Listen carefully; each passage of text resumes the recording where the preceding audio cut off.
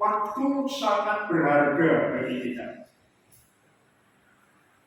Ada dua ayat pertama yang saya sudah cetak di sini untuk diperbandingkan. Yang pertama Yohanes 1 ayat 14. Lalu yang kedua Galatia 4 ayat 4. Oh, puji Tuhan. Terima kasih, Bu. Memang menunggu waktunya. Ini untuk jaga-jaga aja ya.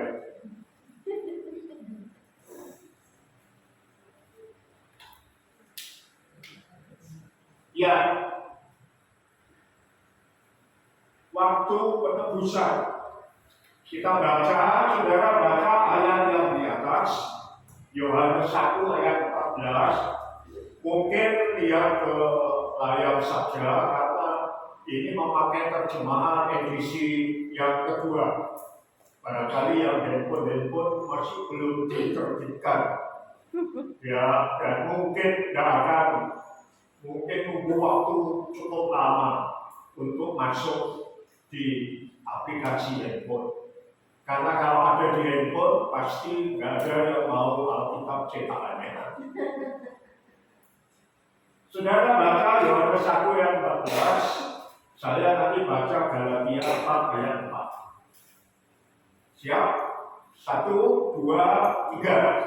Firman itu telah menjadi manusia dan dia tinggal di antara kita, dan kita telah melihat kemuliaannya, yaitu kemuliaan yang diberikan kepadanya sebagai anak tunggal Bapa, penuh kasih karunia, anugerah dan kebenaran. Tetapi atau namun setelah genap waktunya, maka Allah mengutus anaknya yang lahir dari seorang perempuan dan takluk kepada hukum Taurat. Dua ayat ini penting, saudara, tetapi ini sekedar kita baca dulu. Nanti dalam rangkaian khotbah ini yang barangkali akan cukup makan waktu, kita akan melihat dengan detail kaitannya Yohanes 1 ayat 14 dengan Galatia 4 ayat 4. Namun kita lihat hubungannya yang pakai kuning dan pakai tanda panah telah menjadi manusia dan seterusnya. Lalu di dalam Galatia 4 ayat 4, setelah genap waktunya. Artinya Allah bekerja mengikuti waktu yang sudah ditetapkan. Yohanes 1 ayat 14 itu peristiwanya. Saudara, firman telah menjadi manusia, yaitu pada waktu inkarnasi Yesus menjelma, anak Allah menjadi anak manusia. Sebutan anak Allah dan anak manusia bukan sebutan dari manusia, tetapi itu dari Allah sendiri. Nah, kadang-kadang orang tidak melihat sumbernya, tetapi hanya membaca anak Allah, anak manusia. Lalu logikanya main, saudara-saudara. Allah mempunyai anak. Ya, anak Allah, wujudnya sopo. Terus menjadi anak manusia. Caranya piye? Kok iso? Sehingga ada banyak pengajaran-pengajaran yang menolak Yesus sebagai anak Allah dan anak manusia. Saudara, kenapa? Karena mereka berpikir bahwa yang menamakan Allah itu sebagai Yesus sebagai anak Allah itu adalah kita. Yang menamakan Yesus sebagai anak manusia itu adalah kita. Padahal ini firman-Nya Tuhan sendiri.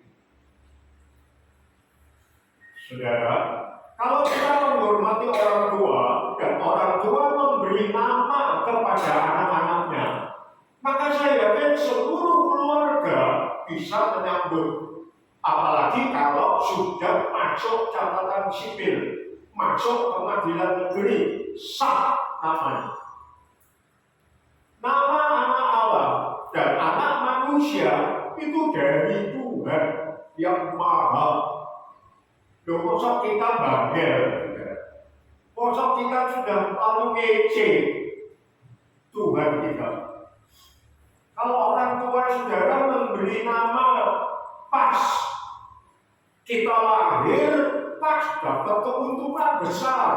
Yang lahir laki-laki lagi, lalu dikasih nama Bejo. Terus apa saudara punya tamai? Saya rasa enggak, saudara ya. Pasti semua akan berkata lebih kuala. Itu wis ditetapkan oleh Bapak kita. Ya, banyak. Loh, ini nama dari Allah kita. Loh, masa kita kurang ajar sama Allah. Oleh karena itu, kalau ada orang yang mengejek, lalu wah cerita macam-macam, bahkan disebar-sebar secara viral itu ya. Pokoknya semua telinga mendengar dan sebagainya, saudara nggak usah marah. Mereka ejek Tuhan sendiri. Itu urusan mereka dengan Tuhan. Oleh karena itu sebagai orang Kristen kita dikagumi saudara dalam tanda petik. Walai tidak ada kota perang. Karena apa? Itu urusan mereka dengan Tuhan. Nama anak Allah dan anak manusia itu dari Tuhan sendiri. Amin. Nah, telah menjadi apa? Setelah dengan waktunya. Jadi firman Tuhan itu antara ayat yang satu dengan ayat yang lain itu saling menjelaskan. Sehingga kita tidak bisa menafsir Alkitab comot aja. Ya. Karena senang, cocok, wah dipegang iman yang kokoh. Tetapi kalau tidak senang, tidak tadi, terus dihujat. Allah ya anak bujune sopo. Maria juga dianggap berzina dengan salah satu tentara Romawi. Lalu lahirlah itu. Wah, sudah macam-macam ceritanya. Saya tidak tahu mereka dapat dari mana sumbernya. Hati-hati saudara. Jangan kita sekarang berita yang saudara tangkap jangan cepat-cepat dipercaya. Apalagi sekarang sudah ada apa itu AI, pakai bahasa Indonesia aja ya, dan IE. AI itu gambarnya jenderal-jenderal yang sudah meninggal saudara. Itu bisa pakai AI, bisa pakai warna, bisa gagah lagi kayak berjemuran. Jadi saudara jangan kaget kalau tiba-tiba satu kali tiba-tiba gambarnya ini masuk ternyata produk AI. Wah, jangan kesusu. Karena sumbernya ngaco, apalagi sekarang orang hanya senang berita yang mereka senangi. Ya, jadi ini. Jadi setelah genap waktunya, Allah bekerja menurut waktu, tetapi Allah tidak terikat oleh waktu.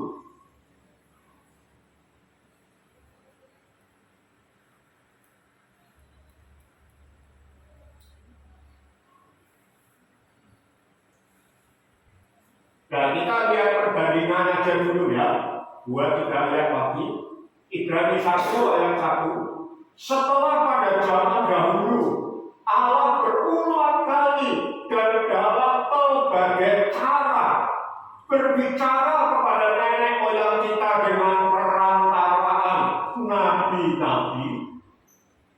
Pada zaman akhir ini Ia telah berbicara kepada kita dengan perantaraan anaknya yang telah ditetapkan sebagai ahli waris segala sesuatu. Melalui dia, Allah telah menjadikan alam semesta. Dialah cahaya kemuliaan Allah dan gambar keberadaan Allah yang sesungguhnya. Dan menopang segala yang ada dengan firman-Nya yang penuh kekuasaan. Setelah selesai mengadakan penyucian dosa, Ia duduk di sebelah kanan yang maha besar di tempat yang tinggi. Ini juga firman Tuhan. Jadi zaman dulu Tuhan berbicara melalui nabi-nabi. Setelah nabi-nabi bisa raja-raja. Ya toh? Lalu mereka kemudian Allah menyampaikan melalui hakim-hakim. Dan itu setiap zaman ada nabinya. Tapi akhirnya pamungkasnya. Tahu ya, pamungkas ya. Pamungkas itu terakhir, setelah ini tidak ada lagi. Disebutkan di sini pada zaman akhir ini Ia telah berbicara kepada kita dengan perantaraan anaknya.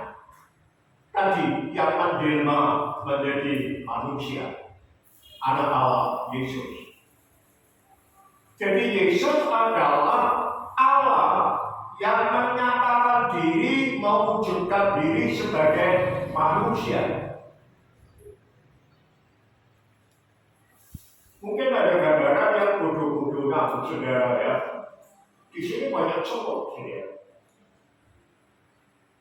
Ya, banyak semut. Saya tidak khawatir kalau tiba-tiba saya pingsan, terus dirubung semut.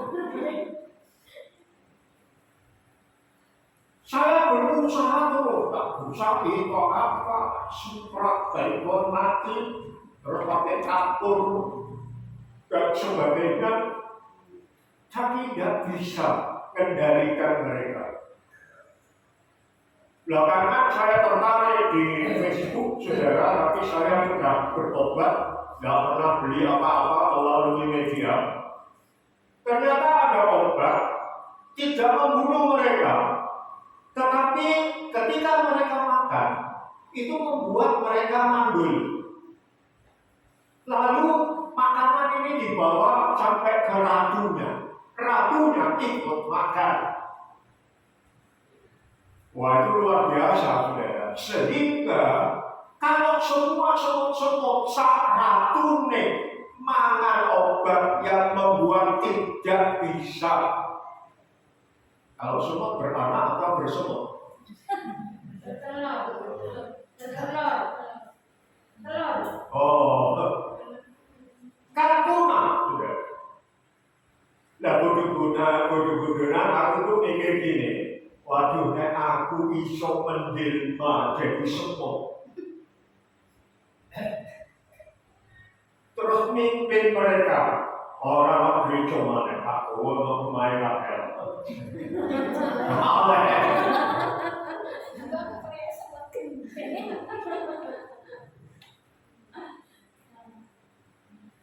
Nah, kira-kira seperti itu, saudara. Tuhan sudah berbicara melalui nabi-nabi, melalui hakim, melalui rajanya dan sebagainya, tapi manusia dablek.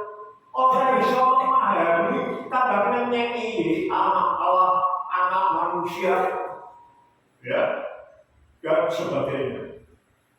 Maka mungkin saya tidak yakin Tuhan mikir itu bodoh-bodohan. Tetapi serius, ya. Caranya supaya manusia bisa mengerti, mereka harus bisa memahami kalau Allah ada di tengah-tengah mereka. Nah, kalau Allah yang adalah roh ada di tengah-tengah mereka, kan sudah terbukti berabad-abad nggak bisa. Maka harus jadi manusia. Itu Sehingga melalui Yesus Kristus, wujud Allah yang sepenuhnya itu di-share-kan,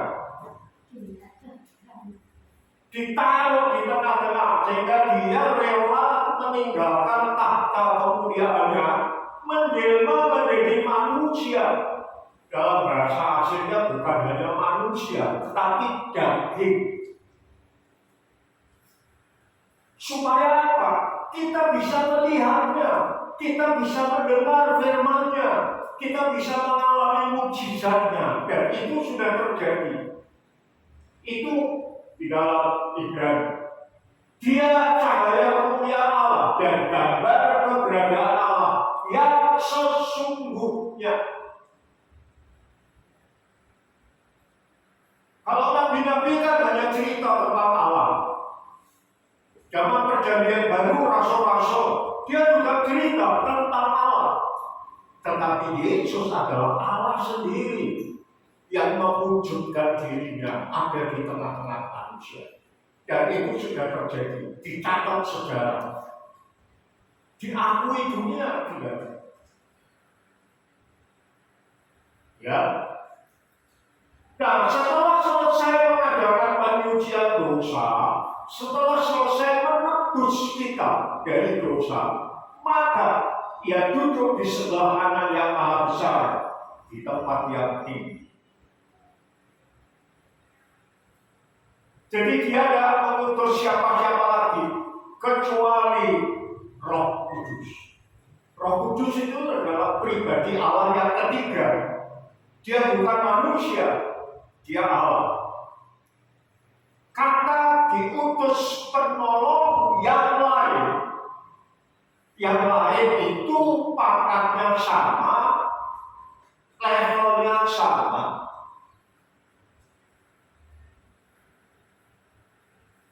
Jadi kalau saya menteri, saudara, misalnya, lalu ingin ke komentari ya, menterinya ingin ketemu Yeni untuk melakukan kerjasama menjual produk-produk. Sekarang kan motor listrik lagi naik. Lalu dia mengutus orang yang sama dengan dia supaya Yeni percaya. Jadi dia tidak menyuruh tukang parkirnya, saudara. Dia tidak menyuruh apa lagi? Dia menyuruh sesama menteri yang ikut kerjasama untuk kerja atau memproduk hasil. Jadi yang diutus waktu menterinya, sehingga Yeni percaya. Waktu diutus waktu menteri, tukang parkir, Jadi yang diutus Yesus itu bukan manusia. Yang diutus Yesus pada hari Pentakosta itu adalah sesamanya Tritunggal Allah. Satu Allah yang esa, tiga pribadi. Bapa mengutus Yesus sebagai anak untuk menjadi manusia. Setelah penebusan oleh Yesus selesai, dia naik duduk di sebelah kanan Allah Bapa. Lalu dia mengutus Roh Kudus hari Pentakosta. Jadi jelas saudara ya, semua sumbernya dari Allah, bukan dari pikiran manusia.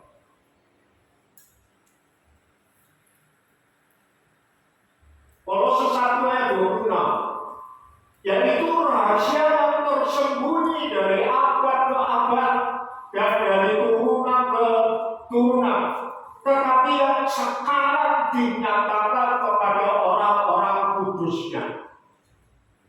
Rahasia itu tersembunyi berabad-abad, tetapi sekarang disampaikan kepada kita, orang-orang kudusnya. Kemarin di dalam khotbah tentang pernyataan bahwa anak Allah itu kita misteri rahasia itu sudah dibuka khusus untuk kita yang dipilih oleh Tuhan. Jadi kalau saudara ada di tempat ini, itu pilihan Tuhan. Lalu saudara mendapat anugerah, orang lain tidak bisa melihat, orang lain ngece-ngece, menganiaya dan sebagainya. Tetapi kepada kita, Tuhan membuka wahyu. Ini. Kepada mereka, Allah mau memberitahukan betapa kaya dan mulianya rahasia itu di antara bangsa-bangsa lain. Yaitu Kristus ada di tengah-tengah kamu. Kristus yang adalah pengharapan akan kemuliaan. Jadi ini yang dinyatakan, Kristus ada di tengah-tengah kita. Saudara, wow. Dan dia adalah pengharapan akan kemuliaan. Kata pengharapan ini bukan memberi pengharapan palsu, saudara ya. Apa itu? PHP ya? Bukan. Tetapi pengharapan kalau saudara membaca kitab Ibrani itu seperti Saul yang dilempar jauh sampai ke surga dan gantung di sana. Jadi tidak bisa goyah karena Saulnya ada di surga. Kalau saudara merakit atau apa itu, merambat dengan pengharapan akan kemuliaan, maka saudara sampainya di tempat Saul itu. Pasti. Jadi tidak mudah-mudahan diterima di sisi Allah. Mati masuk surga merokok, orang berhenti. Saya yakin saudara semua punya tujuan ya. Jadi naik motor mau ibadah sudah tahu tujuannya ya. Gak pakai iman, ya. Pakai. Ya kan? Tahu pasti kemana ya. Ada banyak kemarin yang kesasar, tapi sampai saudara. Karena tahu tujuan. Nah, saudara jalan-jalan, ya toh, terus ditanya orang mau kemana Pak? Lalu saudara jawab dengan tegas, saya jalan-jalan, tapi kesana.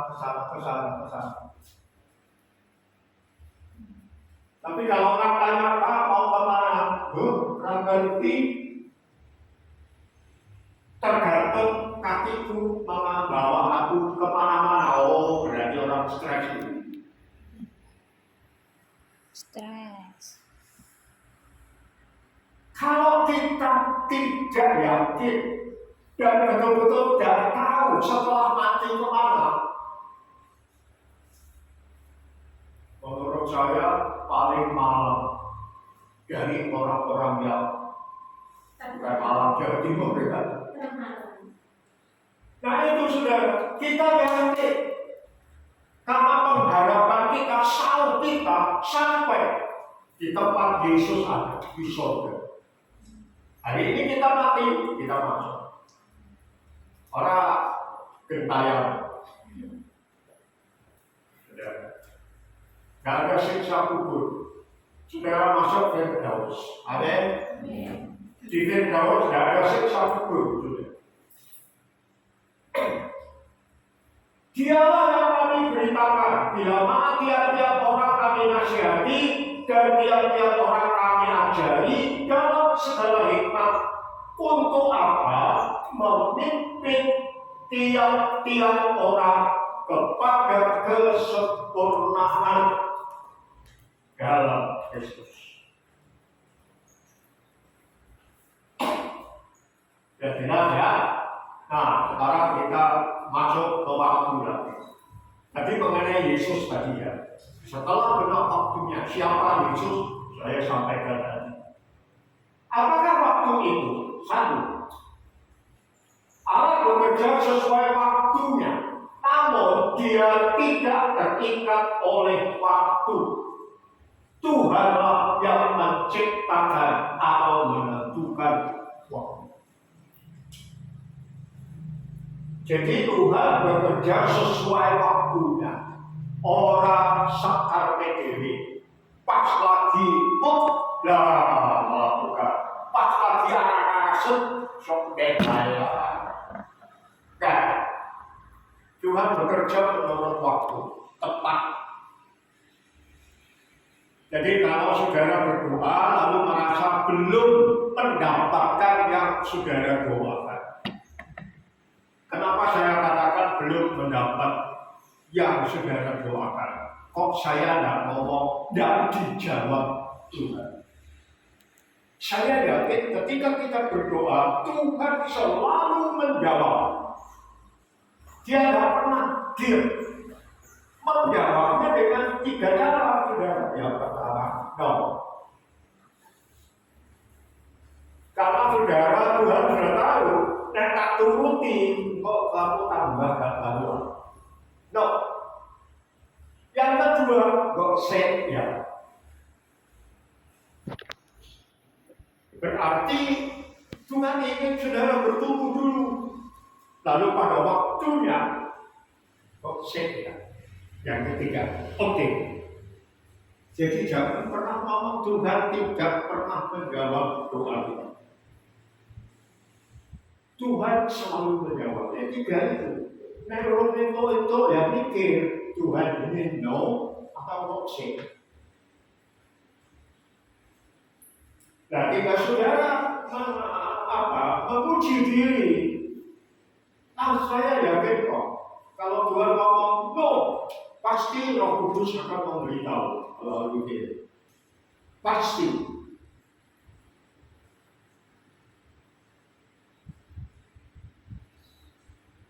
Saudara, anak saya pernah bertugas bersama teman-temannya mau kemana gitu. Teman-temannya sudah berangkat. Dia dalam perjalanan sudah berdoa, Tuhan, saya siap berangkat bersama teman-teman. Tetapi taksi yang dipakai mogok. Lalu dia datang ke terminal, ke bandara. Ayo bisa ya. Tapi di bandara ada terminal A, B, C ya. Sampai bandara telat sudah, teman-temannya sudah naik. Tapi anak saya ini luar biasa sudah. Saya itu pernah ngomong, kamu kalau berangkat hati-hati ya. Sekarang banyak kecelakaan, pesawat dan sebagainya. Tahu nggak jawaban anak saya? Kalau memang waktunya aku dipanggil Tuhan, buat tidur berangkat. Tapi saya belum waktunya, buat pesawat yang tak tumpah itu ceblok, aku tetap orang hati. Betul loh? Dan dia cuma berdoa, kalau Tuhan izinkan aku telat ya. Ternyata kurang lebih setengah jam kemudian dia mendengar pesawat itu jatuh. Memang tidak semua mati, saudara. Teman-temannya selamat. Itu Tuhan bisa lakukan. Jadi jangan pernah berkata dengan serius. Mabuk Tuhan orang jawab doaku. Kan, Tuhan pasti jawab. Antara itu, no. Kok say no? 3, yes. Itu ya. 2, Kejadian 1 ayat 3-5 berfirmanlah Allah, jadilah terang, maka terang pun jadi. Allah melihat bahwa terang itu baik dan dia memisahkan terang itu dari gelap. Allah menamai terang itu siang dan gelap itu malam. Lalu jadilah petang dan jadilah pagi. Itulah hari pertama. Dari kalimat ini kita bisa menyimpulkan bahwa Tuhan tidak terikat waktu, tetapi Dialah yang menciptakan waktu. Dia tidak lihat agenda seperti saya mau pistolan, misalnya 22 jam kemudian. Tuhan tidak ketika mau menciptakan terang dan gelap, ini apa ya? Orang. Dia berkata, jadilah terang, terang jadi gelap. Lalu dipisahkan terang dengan gelap.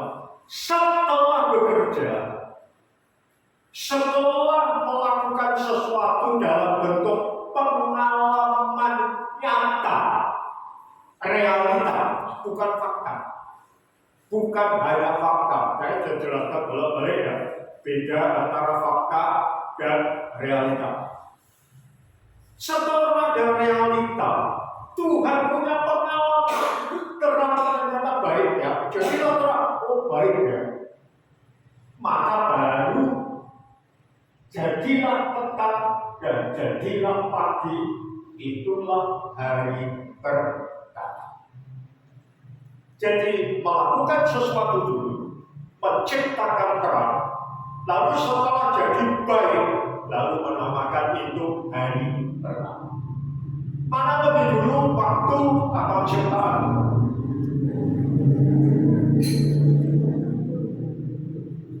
Ciptaan Tuhan menciptakan dulu, lalu hari pertama. Menciptakan lagi, lalu hari kedua. Menciptakan lagi, hari ketiga. Jadi apakah waktu itu, saudara-saudara, setelah Allah mencipta, melakukan suatu realita, tindakan berpengalaman, bukan hanya omong-omong, tindakan berpengalaman, baik terang, pengalaman baik, maka barulah ada perhitungan waktu. Itulah hari pertama. Bisa menangkap ini. Karena saya belajar, saudara, untuk tahu waktu. Karena saya terus terang juga selalu terikat oleh agenda. Kalau mau lihat agenda saya, ganti lagi yang terakhir. Ya memang saya tidak bisa seperti Tuhan, saudara ya. Ketika Rahel minta pistolan, dari waktu dulu, kalender dulu, orang ya, lalu itu jadinya hari itu. Nah ini, jadi tangkap ini, saudara ya. Waktu itu adalah setelah Allah menciptakan, melakukan suatu realita. Bukan kesimpulan, bukan fakta. Fakta itu hanya sampai kepada kesimpulan. Ya, tak kasih contoh lagi ya. Mumpung aku mau memeluk bojo, beberapa hari orang meluk, karena khawatir ketularan. Saya sendiri deklak, pokoknya muter-muter. Ternyata ketika acara ikasan itu, saudara, saya jadi nyonyo. Bikin es buah sih salah. Nah es buahnya wangan di dalam, saudara. Mana kates, mana semongko, jadi nek nanas ketoro ya. Tapi tak cantik. Akhirnya ini agak tinggal. Tapi puji Tuhan sudah bisa pakai sepatu sudah. Nyaduk bal ini so, nyaduk ini so. Saya kepleset sudah, lalu jatuh. Andai kan ini bukan istri saya. Terus saudara lihat fakta. Pendeta meluk wanita lain di bojo, fakta. Lalu muncul apa? Kesimpulan. Oh, maka terang. Nah, berdoa aku petak, aku kok cinta. Itu fakta, saudara. Munculnya apa? Kesimpulan. Dan hari ini berita-berita selalu fakta, lalu kesimpulan menurut. Nah, aku senang abe Pak H. Wow. Yang diberitakan HP, wah senang tas, wah tapi kenapa aku rasa? Padahal fakta saja belum tentu benar. Itu kebenaran yang relatif. Tapi realita, saudara setelah tahu cerita, oh realitanya harus kepleset. Jadi orang benar itu orang tahu beda lagi fakta dan realita. Barulah ada perhitungan waktu, itulah hari pertama. Dok ya. Apakah waktu itu? Tidak. Waktu bukanlah sekedar bergulirnya urutan atau durasi tempo, kronologi, detik, menit, jam, hari, minggu, bulan, tahun, dasawarsa. Dasawarsa itu 10 tahun. Sebetulnya ada 8 tahun juga ya, dan seperti itu. Abad itu 100 tahun. Milenium itu 1000 tahun. Dan seterusnya. Jadi perhatikan. Waktu bukanlah sekedar bergulirnya urutan atau durasi, lewatnya, jarak tempuhnya, tempo kronologi. 4. Waktu adalah kairos, kesempatan. Kedua, adalah terjadinya suatu realita, tindakan berpengalaman atau pertumbuhan yang menghasilkan atau merusak sesuatu. Jadi waktu itu adalah suatu kejadian, pengalaman. Saudara melakukan sesuatu, ada akibatnya. Bisa baik, bisa tidak baik. Bisa menghasilkan, bisa merusak. Jelas ya? Jadi kalau belum ada tindakan yang menghasilkan sesuatu, itu artinya kita buang-buang waktu. Saudara domblong aja. Jujur saudara, saya pernah kesel gitu ya, atau lagi hati gak enak. Sehari saya bisa melungker di tempat tidur. Pengen ngerti, nah nanti aku pas melungker ya, Pak Paulus waktu itu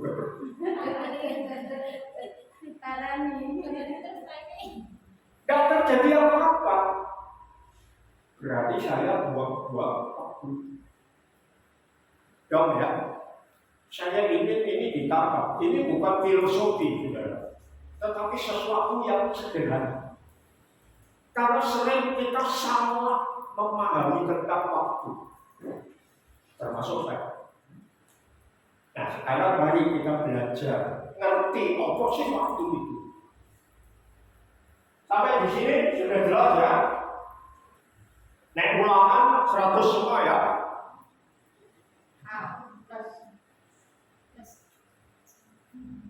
Waktu adalah hari. Ayatnya, waktu kita adalah hari ini. 2 Korintus 6 ayat 2. Sebab Allah berfirman, pada waktu aku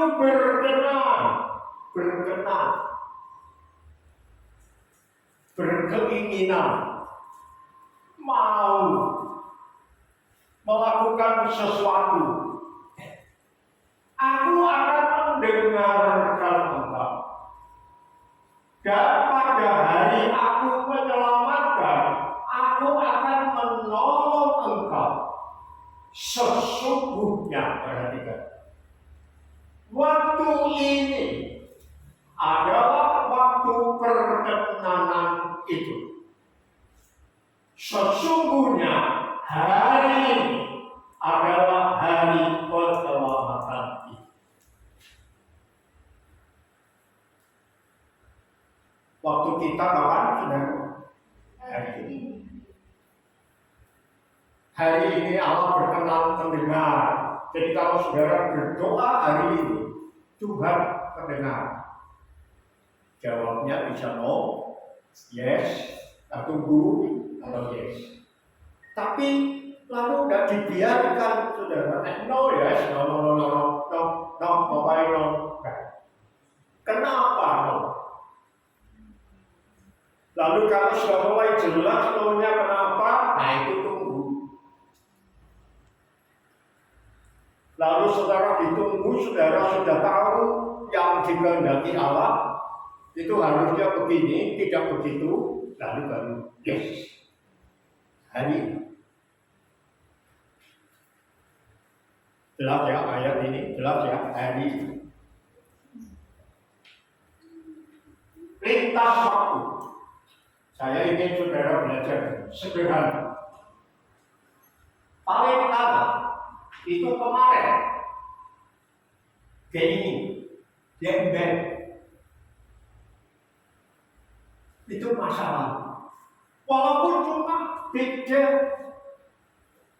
jam 12 tengah mengintahu, mulus jam 1 berdoa. Jam 12 itu hari doa. Jam 1 hari cuma beda. Ya, ini kemarin. Jadi kalau sudah masuk hari ini, lihat kemarin. Kita sering cuma kemarin gitu toh. Mari kita tambah. Itu berarti masalah. Jadi masa lalu itu bukan masa ketika aku patah hati, itu masa lalu. Ditinggal kekasih, kafir nabi wong liya, masa lalu.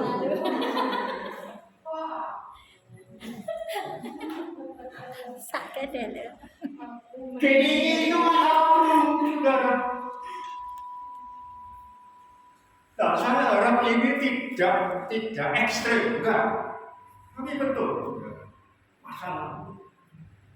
Saudara bisa punya rasa menyesal gentung yang luar biasa, hanya berbeda detik.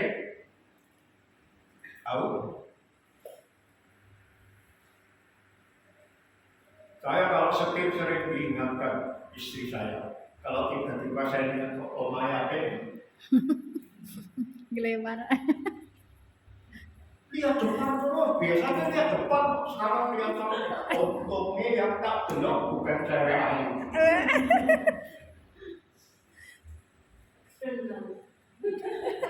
Karena apa? Sedetik saja.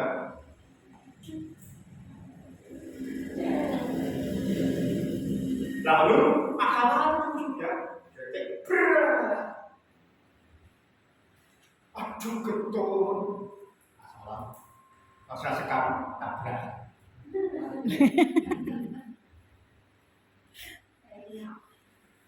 Saya itu paling bukan medit, bukan kemilian saudara, tapi merawat barang milik itu luar biasa. Mobil itu dulu saudara, ketika saya baru mulai punya mobil, teman-teman tuh sudah ngomong gini, Bapak lu sudah siap mental belum punya mobil? Oh ngomongnya ngomong, orang kayak selamat ya Pak punya mobil, sudah siap mental punya mobil, siap. Teman saya ada waktu itu mobil second, tak cek buahnya Grace malah Toyota, ya Suzuki, apa itu T120. Orte. CTA-nya tak pasangi AC dan sebagainya, cuti ke Bojonegoro sama keluarga. Pokoknya Bojonegoro.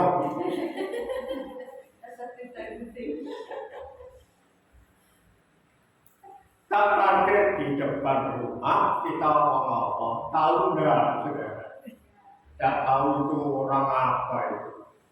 Motor itu diberi paku, saudara, dari lutut sampai depan sisi kanan. Anyar ketik, mengkilau hijau kebiruan, biru kehijauan. Anyar cetek, gue tuh tahu, aku baru ngerti omongannya koncoku. Punya mobil, siap mental nggak? Setelah itu, wes, naik ke berat, wes, menisan kok naik ke berat ya,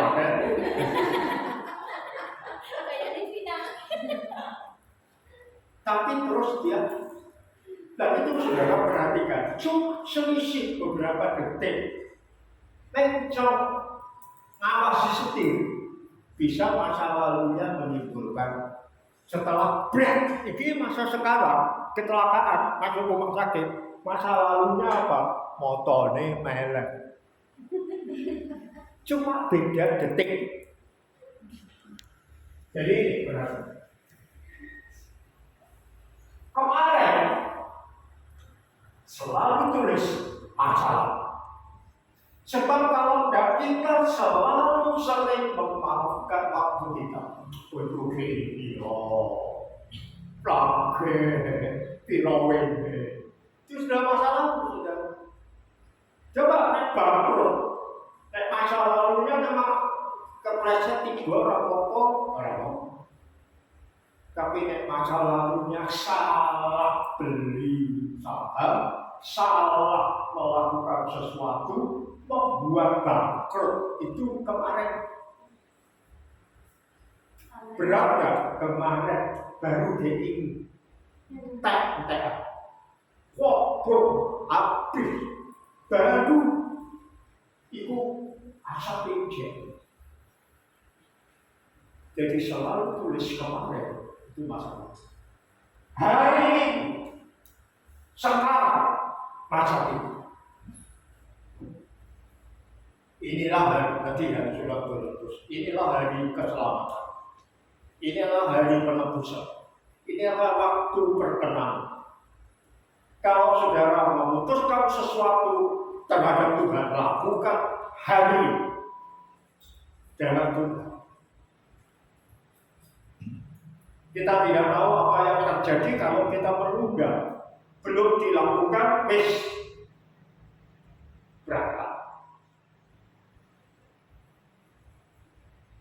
Ya, jangan menunda.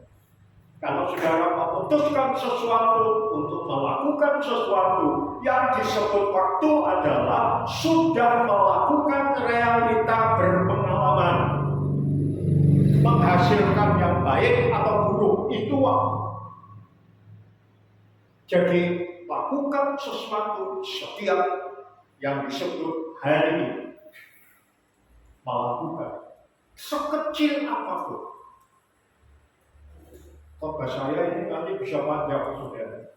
Kita akan melihat apa yang ada pada kita, apa yang mungkin bisa kita lakukan, dan seterusnya. Itu saudara. Ya, masa sekarang ya masa ini. Sekarang. Lalu besok, ini apa minggu? Besok Senin itu sudah masa depan. Jangan pernah berpikir masa depan itu ya 1 bulan yang akan datang. Masa depan itu ya setahun yang akan datang. Masa depan itu nek aku wis duwe omah. Masa depan itu nek aku wis duwe bojo. Sudah ketinggalan. Masa depan itu besok. Karena apa? Kita belum tahu apa yang terjadi besok.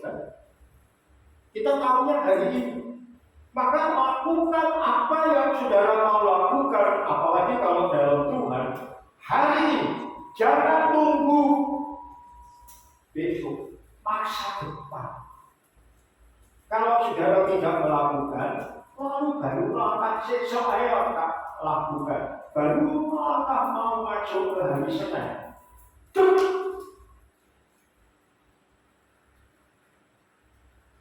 Atau berubah pikiran. Orang tidak lakukan, berubah pikiran. Kasih jawab. Jadi catat ini, jangan berpikir masa depanku masih sekian. Besok itu sudah bagian dari masa depan kita. Jadi kemarin masa lalu, kapan waktu hari ini? Hari ini, masa ini. Inilah waktuku, inilah masaku, inilah bagian. Besok sudah masa lalu. Kemarin sudah masa lalu. Besok masih belum tahu. Tapi yang aku tahu, aku harus lakukan hari ini. Stop lakukan hari ini. Banyak orang memutuskan, lalu sudah dianggap selesai karena sudah memutuskan, decision maker sudah. Tetapi saya belajar saudara. Decision maker melakukan itu belum apa-apa. Masih ada decision maker manager mengelola keputusan saudara. Ada banyak orang punya keputusan mau jadi pendeta.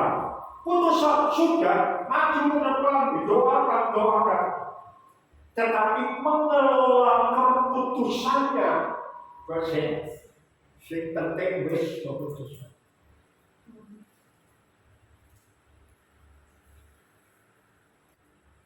Jelas ya, saya agak lama berhenti di sini supaya mengubah mindset kita, pola pikir kita. Masa lalu gue beko, itu tahun yang kemarin masa lalu. Hari ini saat kita, besok masa depan. Lakukan hari ini apa yang kamu bisa lakukan hari ini. Ya. Ada bos waktu. Sudah tinggal 2 slide selesai. Efesus 5 ayat 15. Karena itu perhatikanlah dengan seksama bagaimana kamu hidup. Janganlah seperti orang bebal, tetapi seperti orang bijak. Dan pergunakanlah. Kata pergunakanlah itu dalam terjemahan aslinya artinya tebuslah. Waktu yang ada, karena hari-hari ini adalah jahat. Tebus itu berarti kayak sesuatu yang harusnya sudah jadi milik kita, tapi belum, harus ditebus. Nah, ditebus itu lalu jadi milik kita. Waktu itu kadang-kadang terbuang. Nah, harus ditebus. Lalu apalagi yang perlu kita harapkan? Karena hari ini, perhatikan firman Tuhan tidak berkata, karena bulan ini, menurut ramalan cuaca, duit akan tenggelam.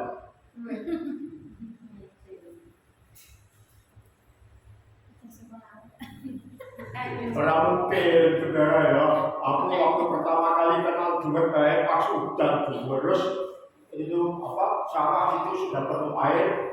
Aku sudah berpikir waktu itu masih kos di tempat papa.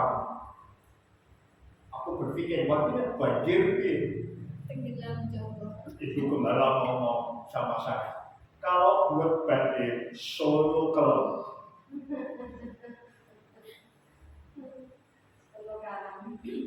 Ingat saudara, firman Tuhan berkata hari-hari ini, hari, bukan bulan, bukan tahun. Ada yang berkata tahun 2030 Indonesia lenyap. Pernah dengar Pak Prabowo dulu pada waktu masih pemilihan calon presiden, dia pernah ngomong tahun 30. Tuhan tidak berkata tahun 30. Hari ini. Jadi waktu saudara kapan? Hari ini. Jelas ya? Hiduplah dengan penuh hikmat terhadap orang-orang luar. Pergunakanlah waktu. Nah, ini ada penjelasan lagi dari bahasa aslinya. Memberi sesuatu yang merupakan tebusan. Jadi tebus milik saudara. Kalau saudara tidak melakukan sesuatu hari ini, ada yang hilang dari kesempatan saudara. Harus ditebus. Ya lebih cepat, segera dilakukan. Lalu menyelamatkan dari kerugian. Jadi kalau waktu saudara nggak tebus, rugi. Meningkatkan kesempatan. Jadi selalu melihat peluangnya di mana ya, peluangnya di mana ya. Sehingga waktu selalu milik kita, tidak hilang. Kalau mau hilang, takut. Jelas? Oh, sudah bisa.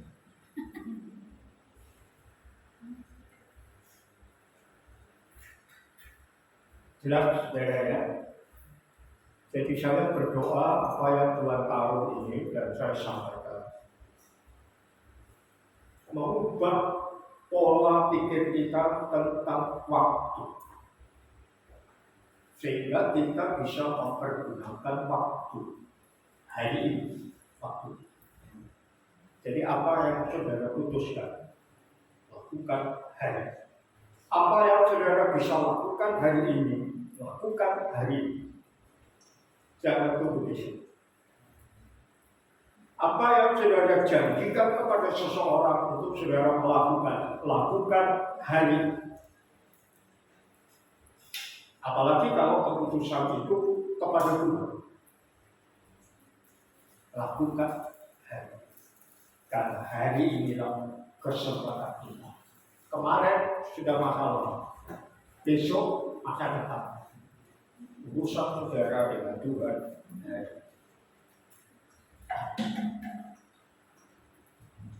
Bapak, terima kasih kami belajar semakin memahami waktu.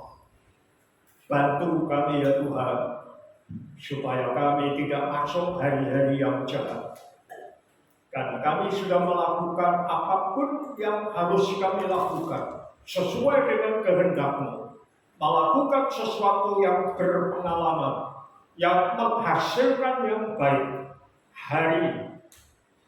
Besok adalah masa depan. Waktu kami adalah hari ini. Roh Kudus bantu kami. Beri hasrat hati dan mengelola keputusan kami untuk berlaku hari ini. Ampuni kami kalau sering menunda-nunda waktu. Tapi kami belajar hari ini dan Roh Kudus beri kami hikmat untuk bertindak sesuai waktu. Karena hari inilah hari keselamatan. Hari inilah hari penebusan. Dalam nama Tuhan Yesus Kristus kami sudah berdoa. Amin. Tuhan memberkati.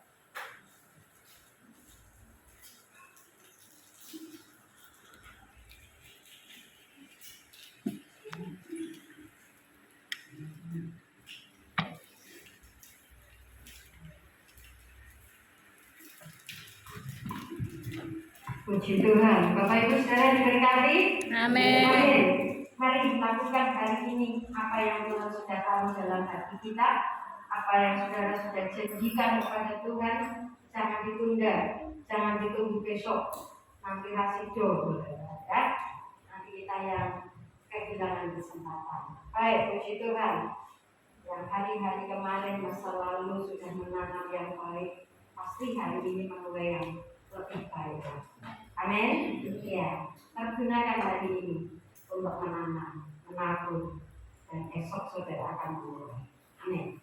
Bapak Ibu Saudara, puji Tuhan untuk pengumuman ibadah berjalan sesuai dengan jadwal yang ada. Esok hari Minggu kita ibadah jam 7 pagi, PLPK hari Sabtu jam 4 sore, dan nanti ada latihan musik jam 4 sore. Kalau ada perubahan nanti akan disampaikan di grup ya, PLPK. Lalu kemudian untuk tanggal 22 hari Rabu, Bapak Ibu Saudara diundang untuk menghadiri ibadah ucapan syukur dari keluarga Ibu Rahel di Jombor, jamnya 6:30 sore ya. Jadi besok hari Rabu. Hari Selasa kami ada rapat program di Gereja Induk, saudara. Belum tahu undangannya hanya untuk pendeta atau dengan pengurus karena sampai kemarin belum ada pemberitahuan lagi ya. Yang jelas itu hari Selasa tanggal 21. Baik, tidak ada hal yang lain, Bapak Ibu Saudara. Ada yang berulang tahun sepanjang minggu ini? Tidak ada. Baik, kalau tidak ada, jangan lupa nanti yang punya urusan dengan saya menemui saya ya. Iya. Kemarin lupa, minggu yang lalu harusnya sudah diterima. Lalu kemudian untuk yang lain, Bapak Ibu Saudara, saya minta nanti yang kemarin sudah membantu saya kisah-kisah. Hanya 2 orang yang ada ya hari ini ya. Nggak tahu, Bu Esther kok juga tidak hadir, tidak ada kabar. Semoga tidak ikut ambil ya. Semoga, puji Tuhan. Lalu nanti jangan pulang dulu, ketemu saya. Nggak ada upah saudara, jangan yang lewat untuk upah ini orang upah yang misalnya mereka malah mempersembahkan yang terbaik kepada Tuhan ya. Jadi saudara, nanti ada hal-hal yang saya ingin sampaikan. Kemudian juga untuk yang tahu pembangunan Pak Agus dan Pak Andreas, nanti tolong tinggal sebentar. Sesudah kita berdoa nanti saya mau ngomong sebentar ya. Oke, terima kasih. Itu saja saya kembalikan untuk Pak Pembala untuk dalam doa.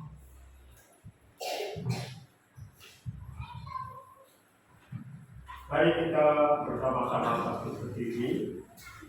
Kita akan terima berkat sekaligus saudara kita diutus untuk kembali ke keluarga kami, untuk kembali ke komunitas kami sebagai utusan saksi dari Tuhan.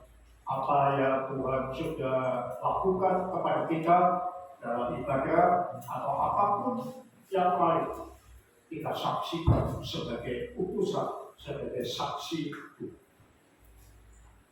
Saudaraku yang terkasih, Tuhan memberkati kita semua semakin bijaksana menilai waktu hidup kita, sehingga seluruh hidup kita secara utuh tak bersisa menjadi berkat, memuliakan nama Tuhan, memberkati keluarga dan semua komunitas yang ada di mana kita ditanam Tuhan untuk menjadi saksi yang hidup. Pulanglah dengan penuh sukacita. Terimalah kasih karunia dan damai sejahtera dari Tuhan Yesus Kristus. Kasih sayang dari Bapa yang di sorga serta persekutuan Roh Kudus menyertai saudara sampai selama-lamanya.